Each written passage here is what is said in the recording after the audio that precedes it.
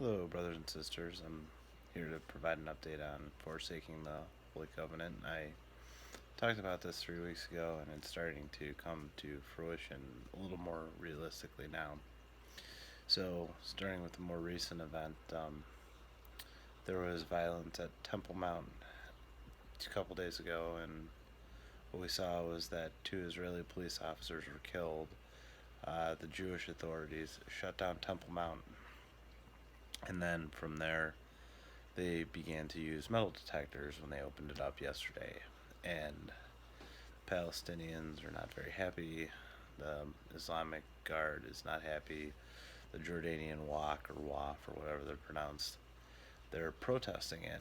But the interesting thing is you're starting to see the Israelites pray on the Temple Mount.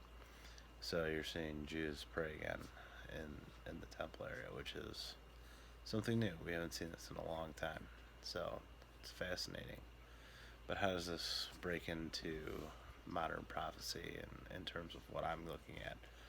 And it's back to Daniel 11, and it's Forsaking the Holy Covenant.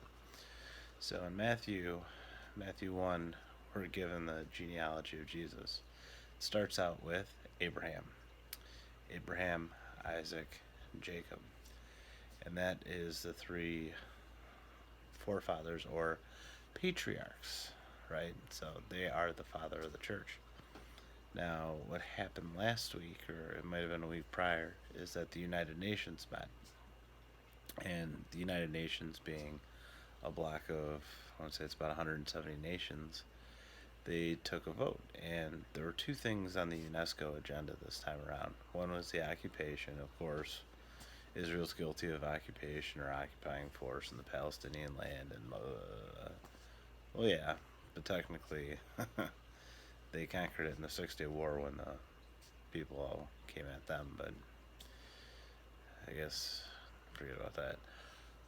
But of course, Israel was voted as an occupier, and then the second and the more interesting one, which is Forsaking the Holy Covenant, was basically naming the city of Hebron, where the cave of the patriarchs is, or where it's believed that Abraham, Isaac, and Jacob were buried, and it was declared a Palestinian area.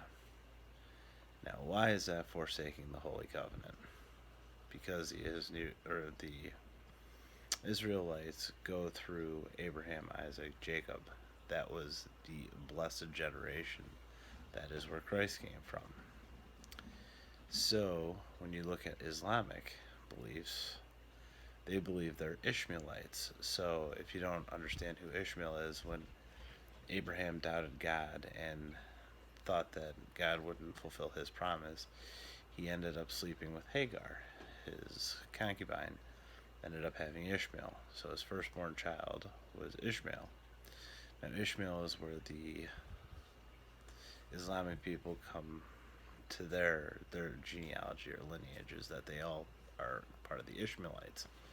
Ishmaelites represent Abraham's sin. They don't represent the blessed generation where the Jews and technically Jesus Christ came from.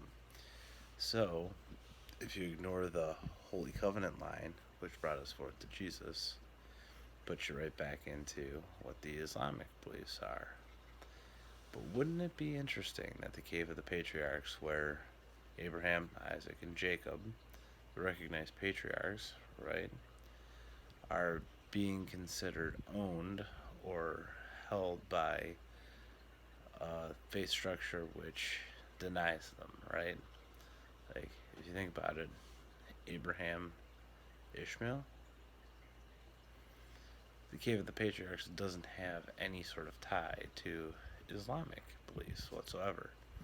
But that's what the nations of the world are now justifying. So they're forsaking the Holy Covenant.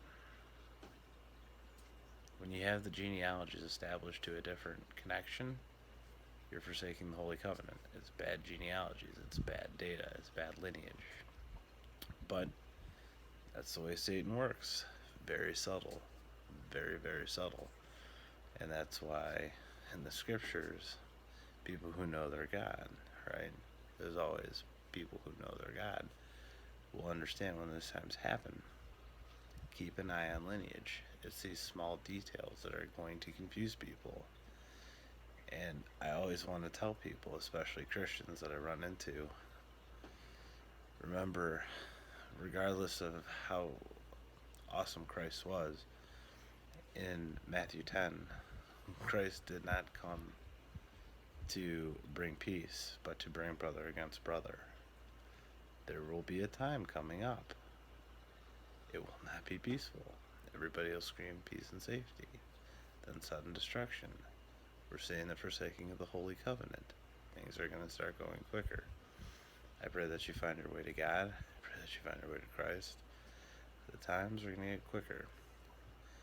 And if you haven't been watching, earthquakes have been too. So alarms have been on the coastline of the United States, especially near LA.